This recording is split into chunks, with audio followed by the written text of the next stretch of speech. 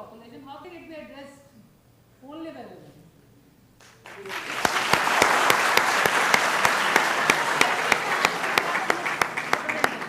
Every panel should have a mixed representation. I mean, keep it in mind. No gender discriminatory panel. All panels should have a Thank you so much, ma'am, for sharing your valuable insights with us. Now, on behalf of Think India, I sincerely thank all the eminent dignitaries for their valuable contributions to this panel discussion on She in the Constitution. Now, I open the floor for questions from the delegates. Please state your name and which law school you're from before asking the question. Hello, ma'am. Myself, Jyoti Sharma, and I'm from University Institute of Sinha.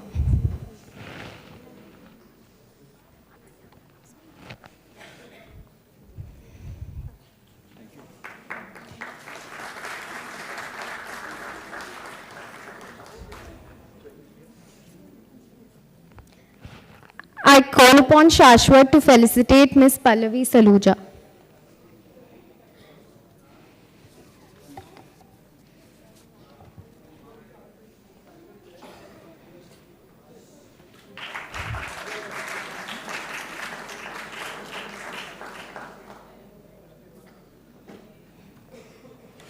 Our first speaker for the session is Mr. Pranjal Sinha. He is a lawyer from Bangalore, a graduate from NUJS Kolkata, and the youngest recipient of the JAMS International Fellowship in the world. He has completed his dispute resolution training in mediation and arbitration at Harvard Law School. He has been passionately working towards improving access to justice in India. He co-founded Sama, a legal tech startup which helps people resolve disputes online, and was recognized by Google as the socially most innovative platform of 2015. He leads the Access to Justice campaign called Indian Mediation Week, which is based on promoting a collaborative approach to resolving conflicts with the motto Suljhao Magar Pyar Se, and has spread to 102 cities across India.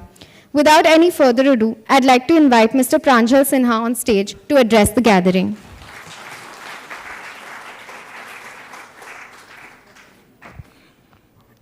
Thank you. Thank you for the kind words. It's hard being an afternoon speaker now, especially post-lunch. I see a lot of law students here, some slightly sleepy there.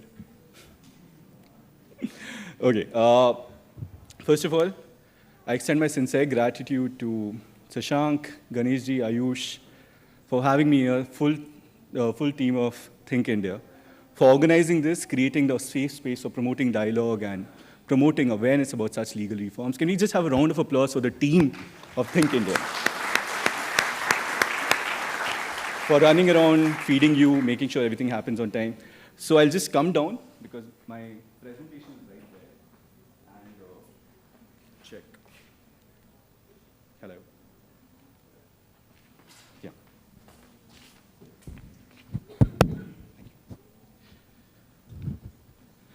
And also to make sure you guys stay up. 15 minutes, okay? So, yeah, so I just finished law school 3 months back. And this safety net of law school I just left. And how many first year and second year students here? Wow. What? How many students from science background? What are you doing here? Great. But I have no locus. I was a science student. PCM, computer science, IIT was the dream.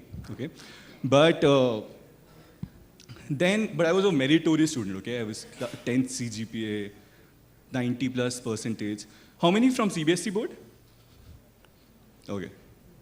By the way, scoring good marks in CBSE is not an indicator of your smartness. Okay, it's not. So, because I was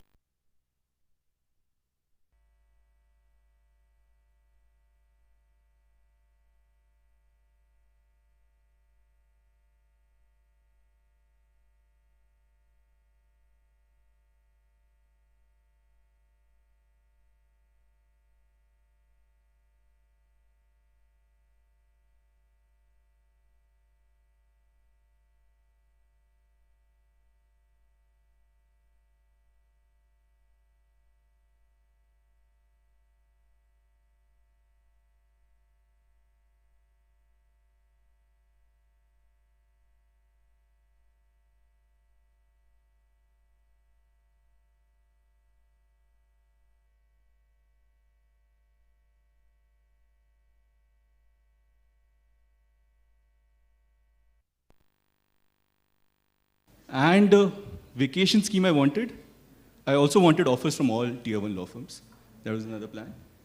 And the college needs to end with a Rhodes Scholarship.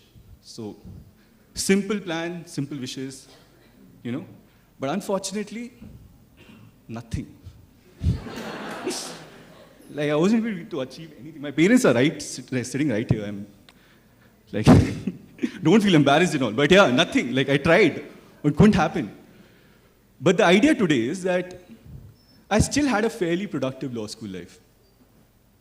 And the question today is that, can you have a fulfilling law school life without doing any of these? Okay. I'm not going to give any gyan. I have no gyan. Because if I say things with like fake confidence, you'll be able to get it. So I don't want to risk that kind of situation also. But I'm going to share some experiences today, which I think can help in your own journey of law school. And that is the intention. So yeah, let me start. So, okay, one sec. Missed it. Okay, that was my joke, but okay, I'll do it. So, I started interning my first year, HRLN, Human Rights Law Network. We are all supposed to intern in NGOs and in our first year of law school life. And I was interning there, and Daksh, an NGO based in Bangalore, they came up with a report on access to justice. Okay, and they came up with statistics of what the state of access to justice is in India. And it's abysmal. And I think if there's like one picture which represents Indian justice system, it's him. Sunny Deol screaming Tariq pe Tariq in movie Damani. It was a movie, came in 1995. Unfortunately, it's still the reality in 2019. We have a backlog of 28 million, 2.8 crore cases. It will take us 464 years to clear this backlog of cases. Each case goes for an average of 3 to 4 years. We are spending 0.4% of the Indian GDP on litigation. Our rank in ease of doing business is 163, is much below than Bangladesh, Afghanistan, with respect to enforcement parameters. And I was summarizing that report for my HRL lawyer, and I was shocked. I was slightly pissed. And then we had a seminar in our college where Justice Pinaki Chandra Ghosh, the retired Supreme Court judge, you know him? He's also the first appointed Lokpal of India. So he came to our college to deliver a lecture on access to justice, okay? And I knew about these statistics. So when he finished his talk, I stood up in front of my batchmates, feeling extremely cool, and I asked him that we have such a huge backlog of cases, why do judges in India have some vacations? Why do they have Durga Puja break or winter vacations? And I thought it was an extremely pointed and courageous question. But he looked at me, and he smiled at me. And he smiled at my ignorance of the full picture of the Indian justice system. And he told me how the life of a judge in India is. They have no life. They have to work weekends. They are tremendously understaffed. The judge to population ratio is 1/3 of the required limit. We need one judge for every 10 million. We have one judge for every 50. He himself had to handle over 150 matters in a period of 5 hours. That's 6 minutes per matter. And they had vacation benches. Everything. And when he said all this, I got a little taken aback. And I was like, okay, so what can we do? What can we do to keep this? What can we do to help the courts? And his answer was very simple. Stay outside of the courts. Figure out your mechanisms, such as mediation. Figure out the role of technology. And I think that point was like an epiphany, but it's more like there was a point where we all started thinking about this. And the journey of my startups started. It was called ODRways back then. It was the first tech ADR startup of India. We were recognized by the Ministry of Law and Justice in the top 12 mediation centers of the country. We were recognized by Google as the socially most innovative platform of 2015. We were recognized as most successful online mediation model in Bangkok by Global Mediation Forum. But yeah, I'm just some marketing of my startup I'm doing. But the idea is that we started building a platform, and the idea was that we will combine mediation with technology and enable ADR services. And this right here is my co-founder. His name is Vikram Kumar. He's an engineer. And I don't think so you can meet engineers who are so passionate about improving access to justice in India. But for him, he connected to the idea of mediation because he said that, Pranjal, I saw mediation work in my villages. Panchayats. हमारे घर में जब झगड़े होते थे, we used to go to the elders of our family to mediate it. Talking and solving is not a new thing to us. First mediation of the world, Mahabharata. Lord Krishna tried mediating, failed, but Mahabharata happened, but still attempt to mediation. So we built our platform, and it was called, the technical term is ODR, Online Dispute Resolution. We built our first online dispute resolution platform for India. It was a very efficient platform, online filing, documentation uploading, you can communicate online, there's a video conferencing feature, arbitral awards, settlement agreements can come online, fully, end-to-end online, okay? But we didn't get a single case. And we were trying to wonder why. Where are we going wrong? If there's such a big problem, and here is a platform, why aren't we getting cases?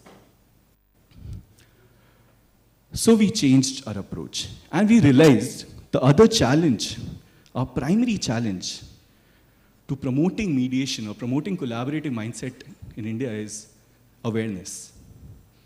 According to a survey done by Daksh, 54% of the people in India do not even know that mediation exists. They genuinely think it's meditation. That's another huge concern. And how to tackle that? So we thought we'll go all bottoms up. So we launched our campaign called Indian Mediation Week, which was a pan-India mediation awareness campaign. The idea was, we used to go to the streets, I used to go with my friends, we had mediation pamphlets, and we used to distribute it. And surprisingly, we started getting like check bounce matters. And the assumption is that every third person in India, he or she, they have a dispute. Or if they don't have, they know someone who has a dispute. But they are not filing it because of the amount of time and money and hassle it takes. This is known as the unmet legal market. So we started distributing mediation pamphlets. The concept became as mediation awareness drives. We started doing that in Calcutta. The news reached Delhi. Honorable Justice Madan Lokur, who was the head of the Supreme Court Mediation Committee at that time. And he said that this model needs to be replicated in other law schools.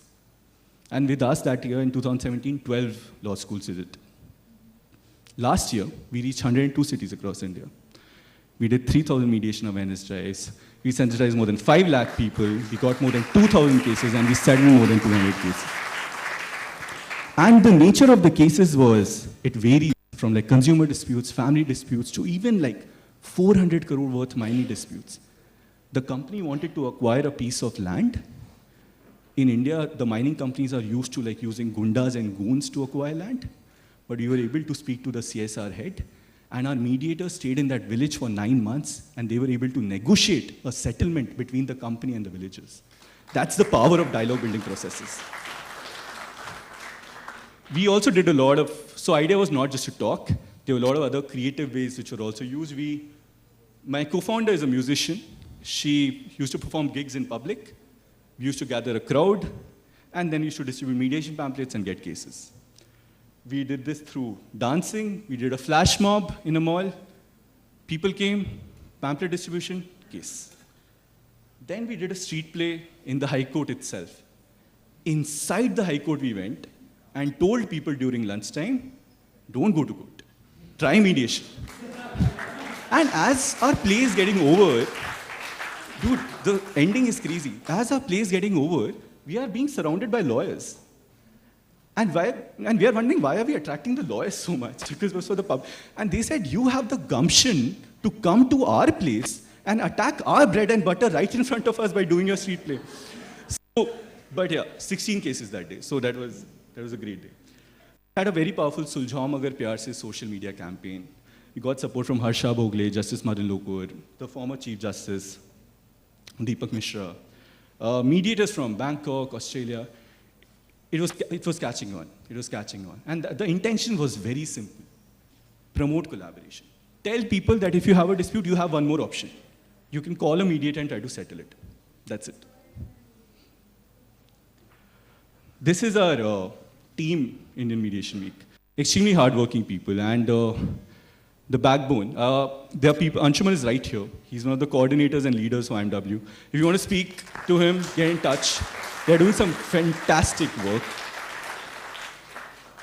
So yeah, Indian Mediation Week became the largest access to justice campaign in the world in just a span of 2 years. But yeah, so that was our bottoms-up approach. Last year, we got funded by investor Agami Ventures.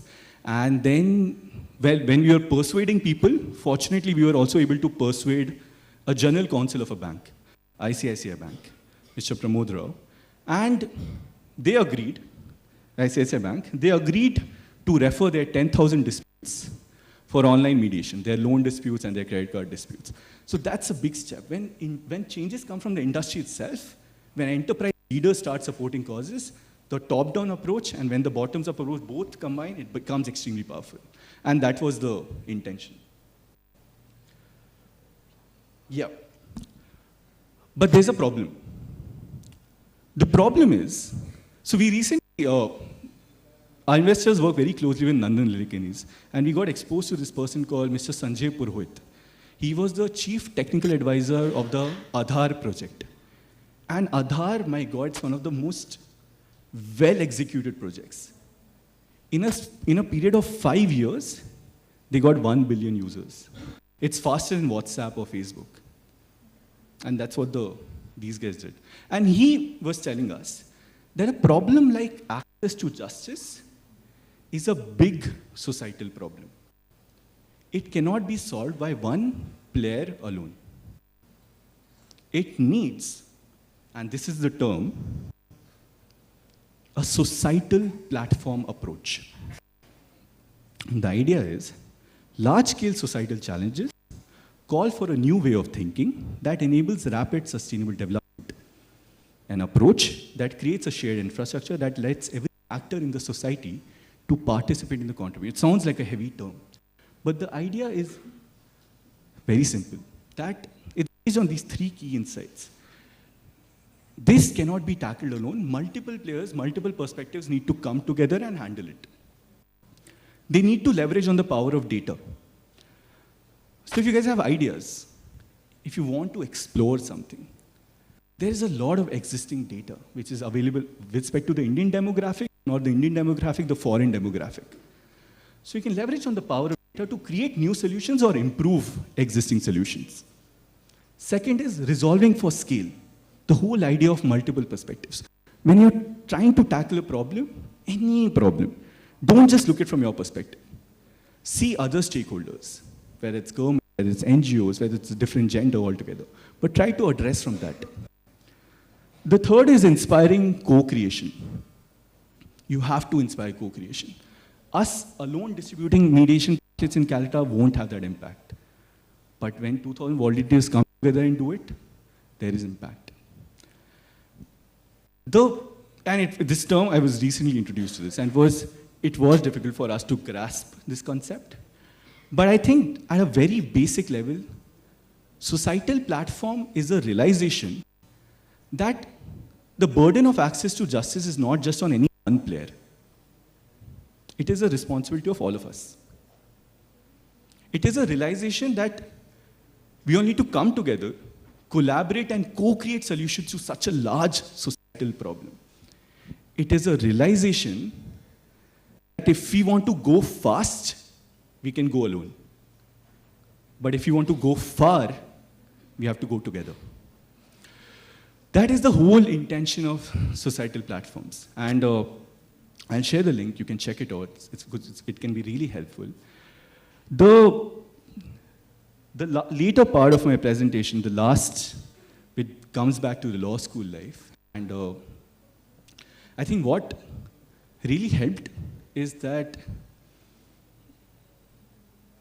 idea of seeking mentors. I think it's extremely important to us as law students to seek mentorship.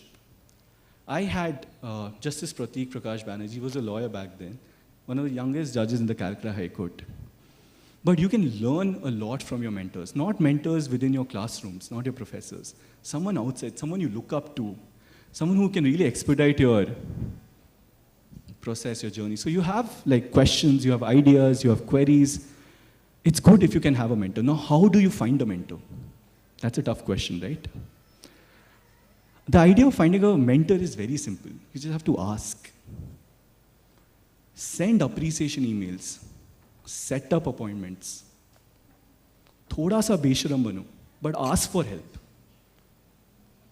Because once you have that kind of support, because you can really learn from their mistakes and then grow. And that's one thing which personally really helped me. And so one thing which I want you to take back from this is that the idea of seeking mentors early at your age can really help. I didn't plan the end to my presentation. But yeah, so more or less, this was it. From the beginning to the end, the whole idea of mediation. Look forward to your questions. Thank you.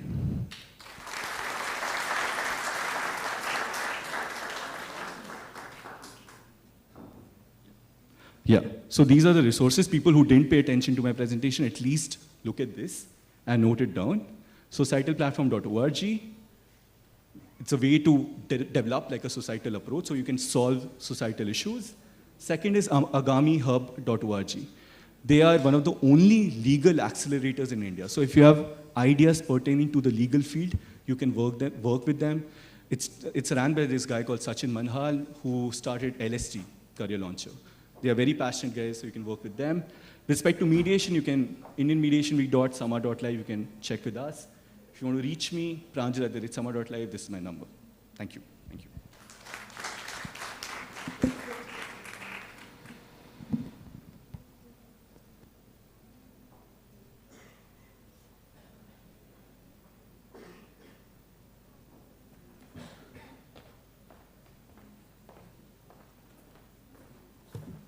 Thank you, Mr. Pranjal Sinha, for sharing your experiences with us and telling us how determined you are towards achieving access to justice for all through your startup. I would now like to call upon our second speaker, Ms. Pallavi Saluja, who joined the bar and bench in 2011 and has been writing about the Indian legal market. She has covered law firm and in-house stories, litigation stories from high courts and Supreme Courts. She is a graduate of ILS Law College, Pune, and holds an LLM from Delhi University. Ms. Pallavi was listed among 30 people to watch in the business of law in Asia in 2016. I'd like to invite Ms. Pallavi Saluja on stage to address the gathering.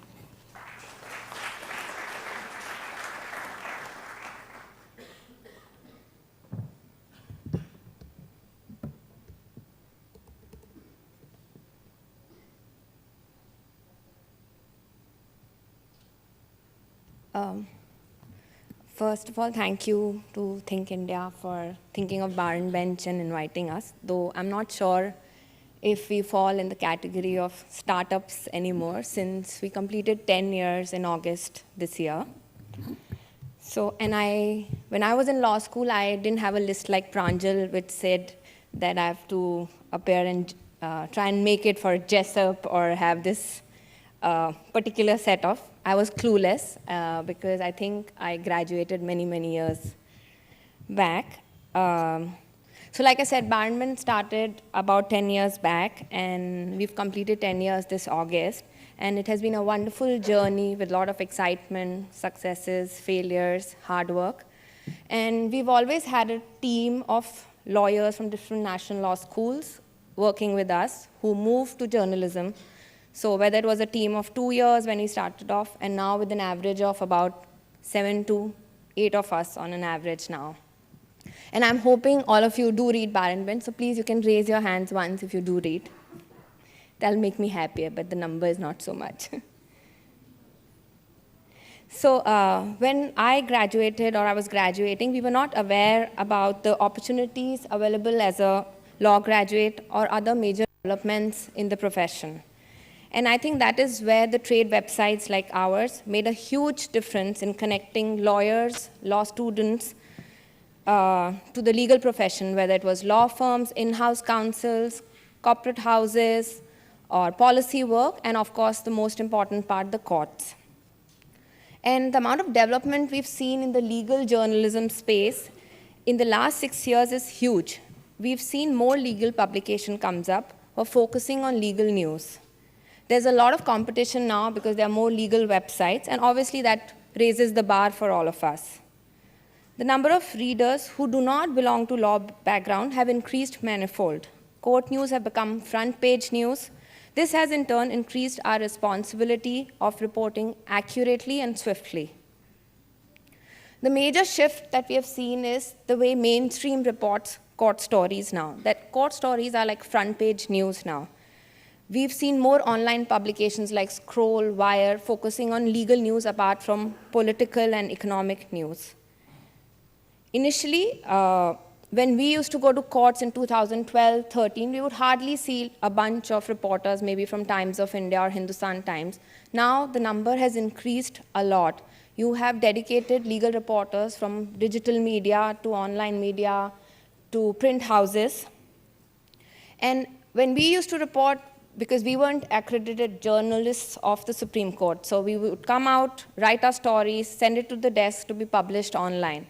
But now, during former Chief Justice of India, Deepak Misra's tenure, they allowed phones for us to take them inside. And that's when we started reporting differently, which is live tweeting.